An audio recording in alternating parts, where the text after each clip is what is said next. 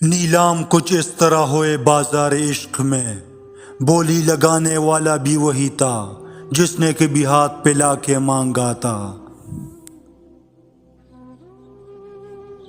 جا قاصد پوچھ کرا ان کی دیدار کی قیمت، اگر وہ جان بھی مانگے تو سودا منظور کر آنا۔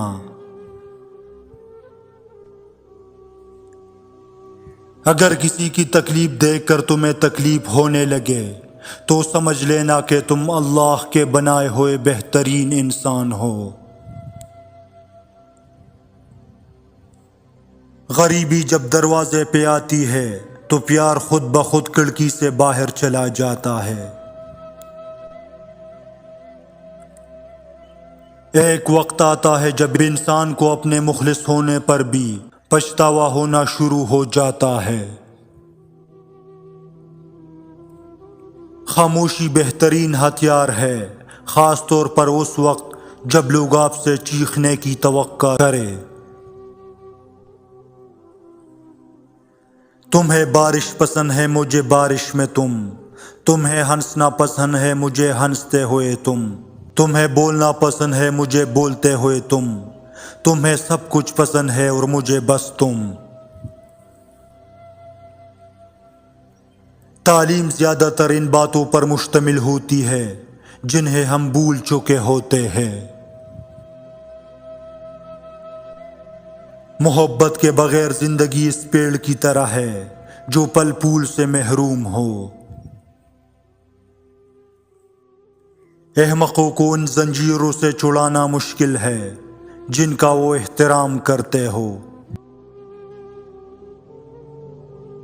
دنیا میں کوئی بھی چیز اتنی قیمتی نہیں جتنی کہ ایک اچھا دل۔ تنہائی کا سفر نہیں ہوتا بلکہ ایک نئی راہ کی شروعات ہوتی ہے۔ یادداشت کا کمزور ہونا اتنی بری بات نہیں، بے چین رہتے ہیں وہ لوگ جنہیں ہر بات یاد رہتی ہے۔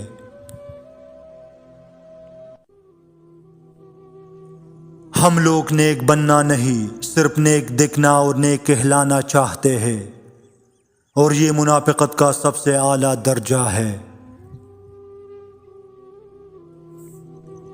جو کہتے ہیں کہ پیچھے مڑ کر نہیں دیکھنا چاہیے، غلط کہتے ہیں، بار بار دیکھنا چاہیے تاکہ اپنی اوقات یاد رہے، کہاں سے چلے تھے اور کہاں تک پہنچ گئے۔ کسی کی اصلی شخصیت دیکھنی ہو تو اس سے اختلاف کر کے دیکھ لو، اختلاف شخصیت کا ایکس رے ہے۔ ایک نسل کی جہالت دوسری نسل کی روایت اور تیسری نسل کا عقیدہ بن جاتی ہے۔ لوگوں کو اتنا مذہبی بناؤ، محرومیوں کو قسمت سمجھے، ظلم کو آزمائش سمجھ کر صبر کر لے، حق کے لیے آواز اٹھانا گناہ سمجھے، غلامی کو اللہ کی مصلحت قرار دے اور قتل کو موت کا مقرر دن سمجھ کر چپ ہو جائے۔ نوجوان اور گھوڑے دونوں جنگوں کی شان ہوا کرتے تھے، آج دونوں ہی شادیوں میں ناچتے نظر آتے ہیں۔ مخالفت ڈٹ کے کرے لیکن منافقت بزدل اور بد نسلوں کی صفت ہے۔ عدالت میں رکھا گیا قرآن پاک ملزم کے ہاتھوں میں دینے کی بجائے اگر ججوں کے ہاتھوں میں دیا جائے تو بہتر فیصلے ہو سکتے ہیں۔ کچھ لوگ کہتے ہیں کہ نظام کے خلاف آواز اٹھانے سے نظام کو کوئی فرق نہیں پڑتا۔ یقین مانو سرکش حکمران کسی چیز سے اتنا نہیں ڈرتے اس قدر وہ قوم کی بیداری سے ڈرتے ہیں۔ میں نے قبرستان میں ان لوگوں کی قبریں دیکھی ہے جو اپنے حق کے لیے اس لیے نہیں لڑے کہ کہیں مارے نہ جائے۔ زندگی میں ایک بار محبت ضرور کرنی چاہیے تاکہ آپ کو پتہ چلے یہ کیوں نہیں کرنی چاہیے۔ لوگ یہ نہیں جانتے کہ قیامت کے دن ان کے ساتھ کیا ہوگا، لیکن یہ ضرور جانتے ہیں کہ دوسروں کے ساتھ کیا ہوگا۔ کوئی مرنے لگے تو ہم سورہ یاسین لے کر اس کے سرہانے بیٹھ جاتے ہیں تاکہ اس کی روح آسانی سے نکل جائے۔ ہم نے قرآن حکیم سے صرف مرنا ہی سیکھا ہے، کاش اس سے جینا بھی سیکھ لے۔ لوگوں سے وہ سوال نہ کرو جو خدا نے انسانوں سے کرنے ہیں، مثلا تمہارا مذہب کیا ہے، تم نے عبادت کی ہے، تم نے روزہ رکھا ہے۔ لوگوں سے وہ سوال کرو جو انسان کو انسان سے کرنی چاہیے، مثلا کیا تمہیں کوئی پریشانی ہے، کیا تم بھوکے ہو، کیا تمہیں کچھ چاہیے۔ مجھے عورت کو دیکھ کر بہت دکھ ہوتا ہے جب اس کی ساخت پر دبا لگتا ہے اور وہ اسے مٹانے کے لیے داڑھی نہیں رکھ سکتی۔ وہ جنہوں نے سردی گرمی صرف کھڑکیوں سے دیکھی ہو اور بھوک صرف کتابوں میں پڑھی ہو، وہ عام آدمیوں کی قیادت نہیں کر سکتے۔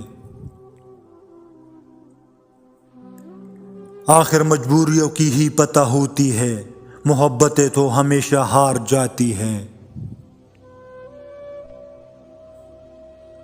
اپنے اپنے ضرب کی بات ہے، کچھ لوگ عزت ملنے پر مزید جھک جاتے ہیں اور کچھ دوسروں کو جھکانے میں مصروف ہو جاتے ہیں۔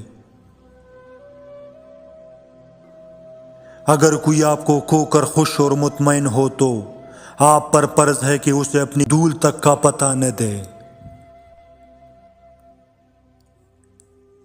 کیا آپ سے محبت کرنے والا شخص آپ سے سچی محبت کرتا ہے؟ وہ آگے تمہیں دھوکہ دے گا۔ معلوم کرنے کا آسان طریقہ۔ یاد رکھیے، جو آپ سے سچی میں محبت کرتا ہے نا، وہ آپ سے صرف اور صرف نکاح اور شادی کی بات کرتا رہتا ہے۔ اس کا آپ کے مال اور جسم سے غرض نہیں ہوتا، وہ ہمیشہ مشکل وقت میں آپ کے ساتھ کھڑا رہتا ہے۔ شکریہ ان لوگوں کا جو وقت پڑنے پر مصروفیات کا بہانہ بنا کر مجھ سے الگ ہوئے۔ انہوں نے مجھے سمجھایا کہ کوئی تعلق ہمیشہ کے لیے نہیں ہوتا، لوگ آخر بدل ہی جاتے ہیں۔